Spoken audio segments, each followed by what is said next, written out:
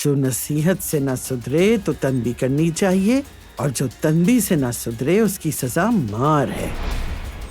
Madam की बेटी मोहब्बत में हार कर पागल हो गई। आपने मेरा साथ नहीं दिया, अब देखें क्या तमाशा हो रहा है। क्या तमाशा हो रहा है सिमल? लें देखें, आप भी देखें। आपने मेरा साथ नहीं दिया इसीलिए ऐसा हो रहा है। अगर मुझे बचाया होता तो किसी में इतनी जुर्रत ना होती। रूम में जाओ। जा रही हूँ। सिमल कहाँ जा रही हो तुम? कहाँ जा रही हो? वापस आओ सिमल। जिमल, हेलो। मॉम से झगड़ा हुआ है उसका। जिमल से पहले पहुंचना है हमें घर। आखिर मसला क्या है तुम्हारा? आप उस औरत के साथ खाना खाने गए थे या नहीं? हाँ गया था। इस उम्र में ये हरकतें बिल्कुल भी शर्म नहीं आती अब्दुल्ला साहब। फिर मैते ने बकवास शुरू कर दी। हमारा मैते? हाँ वही।